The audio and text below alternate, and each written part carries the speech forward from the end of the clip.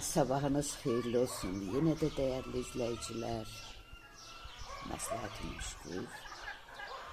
Yine qəlbdən belə bir istək gəldi ki, mən balaca bir çəkiliş edim.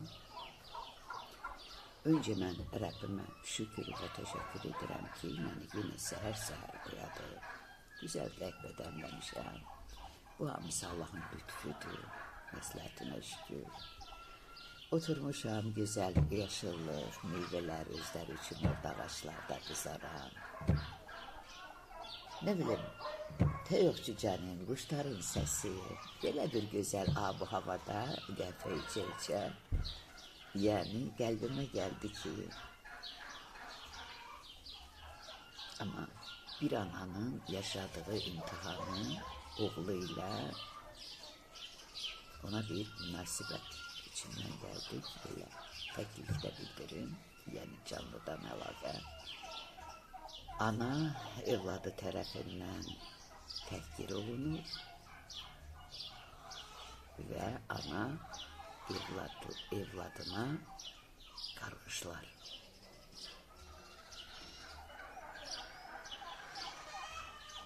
Değil.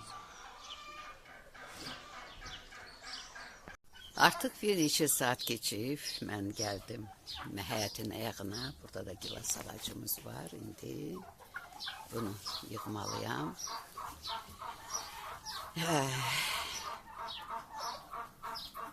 O anaya demək istəyirəm. İnsan xeyirli dua ettiği kimi bəddua da eder. Eğer Allah bu bəndənin bədduasını qəbul ederse anındaca ya onun özünü ya da evladını məhv edər.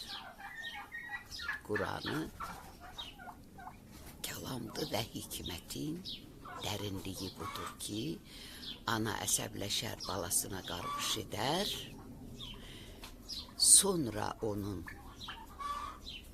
kəfənini qucaqlayanda fəryad edər. Amma anlamaz ki, ana harda səhv edib ki, bu hadiseyle karşılaşır. Evlat anaya qəddardır, evlat ananı söyür, təhqir edir, oğul xüsusən. Belə analar çoxdur, sən tək deyilsən. O anaya mən sadəcə demək istəyirəm ki, bir dərinə git, qəlbinin dərinliyinə. Harda, haça, kimin oğluna və yaxud yaxınlarını, qohum əqraba içərisində qardaş və qonşu, bax, özün bilirsən, sual et qəlbini. Ya Rəbbim, mən haçan kimin oğluna lağ etmişəm, qınamışam. Bax, sənin yaşadığın bu olay həmin qınadığının, necə deyərlər, bətnində gizlidir. Ya Rəbbim, məni bağışla, ya Rəbbim, evladımı mənə bağışla, evladımın səhvini mən bağışlayıram, özümün də səhvimi qınadığım üçün bağışlayıram, özümü bağışlayıram, evladımı da bağışlayıram, səndən də bağışlanma diləyirəm.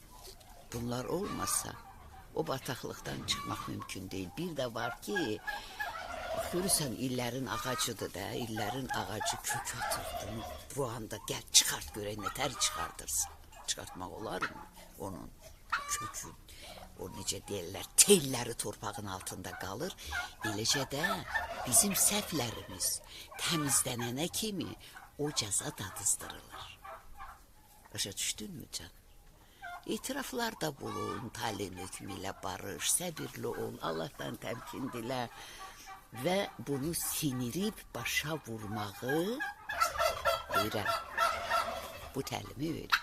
Allah'tan dilə, qəlbinə get, bağışla ki, bağışlanlasan, sevindir ki, sevinəsən. Bugün o sənin tüstünü təpəndən çıxardan oğulu sən kəfən deyə qabağına qoysalar, kəfənləyib, tüstün təpəndən çıxar. Deyərsən ki, sağ ol, yenə söy.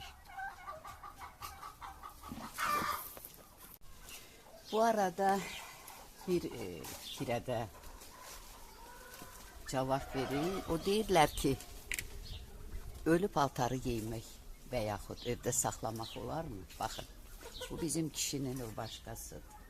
Elə sağlığında da mən həyətdə meyvə yığanda onun bu kit başqalarından istifadə edərdim. Ölümündən sonra da gördüğünüz kimi elə mən həmin başqalardan birini giyinib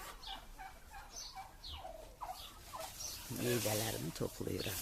Yəni paltarla ölmüş insanı paltardır. Heç nə qal. Burada ruh zadı yoxdur.